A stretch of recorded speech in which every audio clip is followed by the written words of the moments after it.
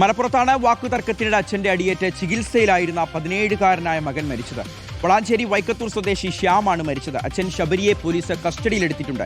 ഇന്നലെയാണ് വാക്കുതർക്കത്തിനിടയിൽ ശ്യാമിന്റെ തലയിൽ അടിയേറ്റത്. ഗുരുതരമായി പരിക്കേറ്റ ശ്യാമിനെ അച്ഛൻ തന്നെയാണ് പെരിന്തൽമണ്ണയിലെ സ്വകാര്യ ആശുപത്രിയിൽ എത്തിച്ചത്. സോണൽ കൃഷ്ണ ഈ വാർത്തയുടെ വിവരങ്ങൾ നൽകും. സോണൽ, അച്ഛനും മകനുമാണ്. വെറും 17 വയസ്സ് മാത്രമാണ് പ്രായം. ചിലപ്പോൾ പെട്ടെന്നുണ്ടായ ദേഷ്യമാകാം, പ്രകോപനമാകാം. പക്ഷേ അച്ഛനെ കൊന്ന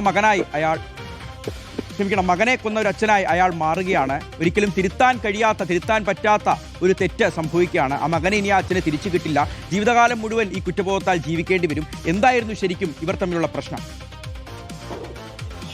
ഷിഹാസ്, പ്രധാനമായി പറയുന്നത് ഏറ്റവും സങ്കടപ്പെടുത്തുന്ന ഒരു വാർത്ത തന്നെയാണ് വളാഞ്ചേരിയിലെ വൈക്കത്തൂരിൽ നിന്ന് വരുന്നത്. നമുക്ക് പറഞ്ഞു വെക്കേണ്ടി വരും. ഇന്നലെയാണ് ആ വീട്ടിൽ ചെറിയൊരു വാക്കുതർക്കം, സ്വാഭാവികമായിട്ടുള്ള തർക്കമായിരുന്നു എന്നുള്ളതാണ് ബന്ധുക്കളൊക്കെ തന്നെ പറയുന്നത്. അങ്ങനെ അതിനിടയിൽ തർക്കം മറ്റൊരു തലത്തേക്ക് മാറിയപ്പോൾ സ്വന്തം മകനാണ് ശാസിക്കുന്ന രീതിയിൽ അച്ഛൻ ഒരു വടിയെടുത്ത് അടിക്കാൻ വേണ്ടി തയ്യാറാകുന്നു. പക്ഷേ ആ മകന്റെ തലയുടെ ഭാഗത്താണ് ആ അടിയേൽക്കുന്ന സാഹചര്യം ഉണ്ടായത്. അബദ്ധവശാലാണ് അങ്ങനെ സംഭവിച്ചത് എന്നുള്ളതാണ് ബന്ധുക്കളും എല്ലാം തന്നെ പറയുന്നത്. പക്ഷേ പെട്ടെന്ന് തന്നെ കുട്ടി കുഴഞ്ഞു വീഴുന്ന സാഹചര്യം ഉണ്ടായി. ഉടൻ തന്നെ അച്ഛൻ തന്നെയാണ് എടുത്ത് വളാഞ്ചേരിയിലെ സമീപത്തുണ്ടായിരുന്ന ഏറ്റവും പെട്ടെന്ന് എത്താൻ കഴിയുന്ന ഒരു ആശുപത്രിയിലേക്ക് കുട്ടിയുമായി പോകുന്നത്. പക്ഷേ അവിടെ എത്തി പ്രാഥമിക ചികിത്സ നൽകിയതിനു ശേഷം കൂടുതൽ ചികിത്സാ സൗകര്യമുള്ള മറ്റൊരു ആശുപത്രിയിലേക്ക് കൊണ്ടുപോകണമെന്ന് റഫർ ചെയ്യുന്നു. അങ്ങനെയാണ് പെരിന്തൽമണ്ണയിലെ ആശുപത്രിയിലേക്ക് പിന്നീട് മാറ്റുന്നത്.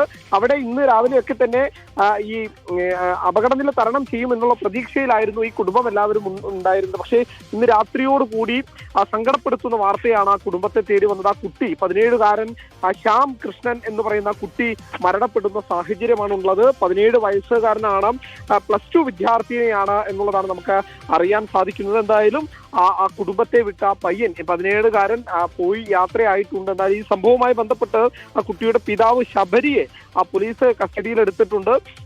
വിശദമായി ചോദ്യം ചെയ്തതിനു ശേഷം പോലീസ് നമ്മളുമായി സംസാരിച്ചപ്പോൾ പറഞ്ഞത് അബദ്ധവശാൽ പറ്റിപ്പോയതാണ്. ആ കുട്ടിയെ അല്ലെങ്കിൽ ഇത്തരത്തിൽ അപായപ്പെടുത്തണമെന്ന രീതിയിൽ ഒരിക്കലും ആ അച്ഛൻ അങ്ങനെ ചെയ്തിട്ടില്ല. പക്ഷേ അബദ്ധവശാൽ ആ കുട്ടിയുടെ തലയുടെ ഭാഗത്താണ് മർദ്ദനമേൽക്കുന്ന സാഹചര്യം ഉണ്ടായിട്ടുള്ളത് എന്നുള്ളതാണ് പ്രധാനമായി പറയുന്നത്. എന്തായാലും പോസ്റ്റ്മോർട്ടം നടപടികൾക്കൊക്കെ ശേഷം നാളെ ആയിരിക്കും ഭൗതികദേഹം ബന്ധുക്കൾക്ക് വിട്ടു നൽകുക. ശരി സോണൽ, ഇനിയിപ്പോൾ എത്ര നിലവിളിച്ചിട്ടും കുറ്റബോധം ഉണ്ടായിട്ടും എത്ര കരഞ്ഞിട്ടും ആ പിതാവിനെ സ്വന്തം മകനെ തിരിച്ചു കിട്ടില്ല. പലപ്പോഴും ഇത്തരത്തിൽ ഒരു നിമിഷത്തെ ഒരു പ്രകോപനമായിരിക്കാം ഒരിക്കലും തിരുത്താൻ കഴിയാത്ത വലിയ തെറ്റിലേക്ക് മനുഷ്യനെ കൊണ്ടുചെന്ന് എത്തിക്കുന്നത്.